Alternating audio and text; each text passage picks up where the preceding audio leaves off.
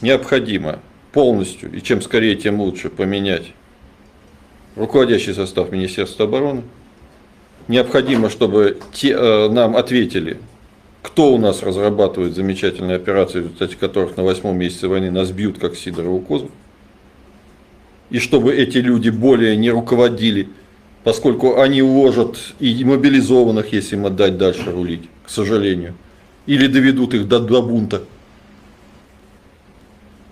И здесь кадровый вопрос, он самый первый. Самый первый.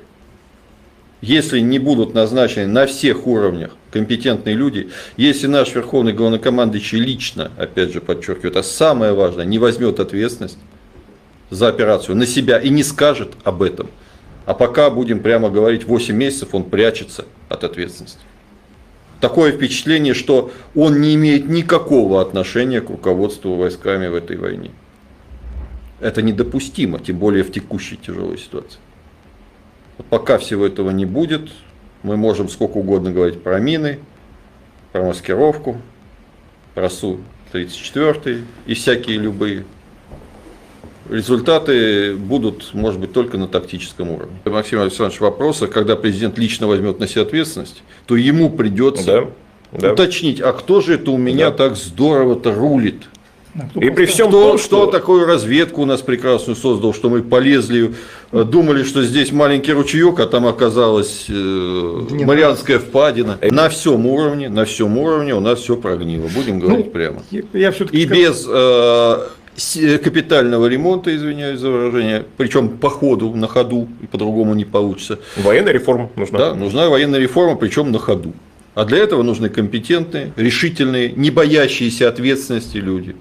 Думающие не о том, как побольше в карман себе запихнуть, чтобы побыстрее дачу достроить, а о том, чтобы родине послужить. Найдутся такие в окружении президента, сможет он их расставить по местам, мы эту войну выиграем.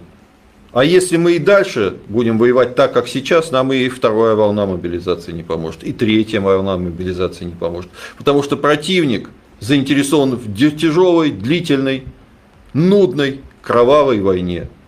Поскольку он не собирается, не рассчитывает на то, что украинские военные возьмут Москву.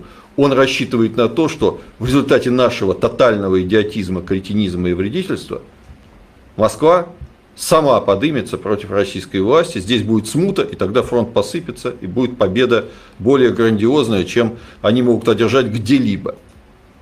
Нет ничего страшного даже в сдаче Херсона, нет ничего страшного в оставлении Мелитополя.